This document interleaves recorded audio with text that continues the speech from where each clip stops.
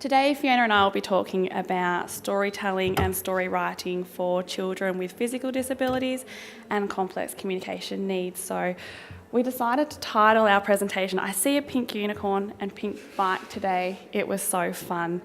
And we took this title from one of the children that we work with. She's a beautiful 4-year-old girl, and she doesn't have any speech. She's got complex communication needs, very severe physical challenges, and this was actually the first story that she ever told us as soon as she got her communication book, and she was very new to it, and she told us this wonderful story, so we thought it was quite appropriate for our title.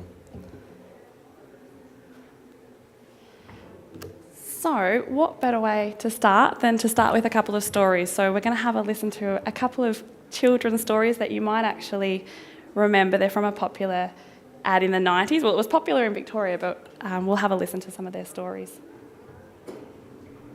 This monster burst out and he ate my whole guts and he ate my whole body and then he ate my cat. This octopus came out the bathhole and he grabbed me and he squeezed the blood out of me. Crocodile came up, got my guts out and bit me into parts, pieces, and even my legs went that way and even my head went that way. It was good to see some smiles in the audience, some familiar clips. So storytelling has been around since the very beginning, since the beginning of man, if you like. People would tell stories to each other from generation to generation, and they're still an intrinsic part of our society and our culture today. The avenues for storytelling have changed quite significant, obviously, with technologies advancing. So there's things like texting, you can tell stories through texting, through iPads, smartphones and emails, all sorts of different avenues. But the premise behind it is still, it provides the children a way with real-world social interactions. It develops their knowledge and love of stories, and it develops their creative side, and it is a beautiful way that you can really see their personalities shine through. So it's really important that children have these opportunities and develop an understanding of what stories are. So they really need to have exposure to stories, they need to be able to listen to other stories and read stories so that they can become storytellers themselves.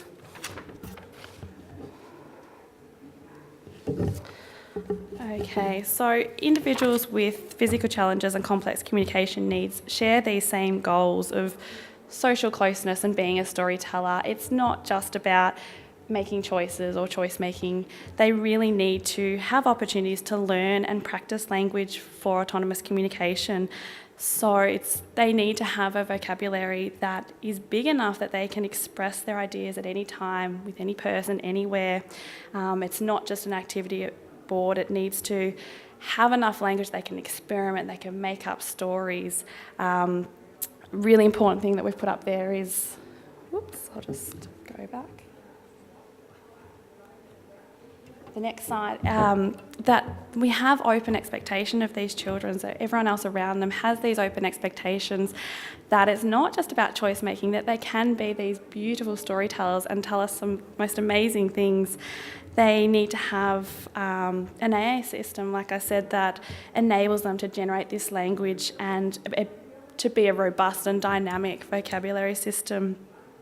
And also we've put down the bottom there access to an alternative writing tool, which we'll go into more detail soon. So today we'll talk about writing. Like I just mentioned before, we'll be discussing alternative writing systems because we are talking about children with physical challenges and complex communication needs. Be linking storytelling and literacy, the importance of that. Again, the importance of a collaborative team approach. And then we've got some lovely case studies at the end of Cinderella, Snow White and Rapunzel, which are a bit of fun. So we'll start with what is writing. Really, it's just a way that you can record your work, record your language, and you can share it with other people. So you can get it down on paper. The audience that you can share it with is much wider. So you're not just having that face-to-face contact. You can write something down, email it, share it with a whole range of people. The ways that we can record work now are similar to the differences in telling stories through generations. We can now record our work, similarly with text, with email, on social media.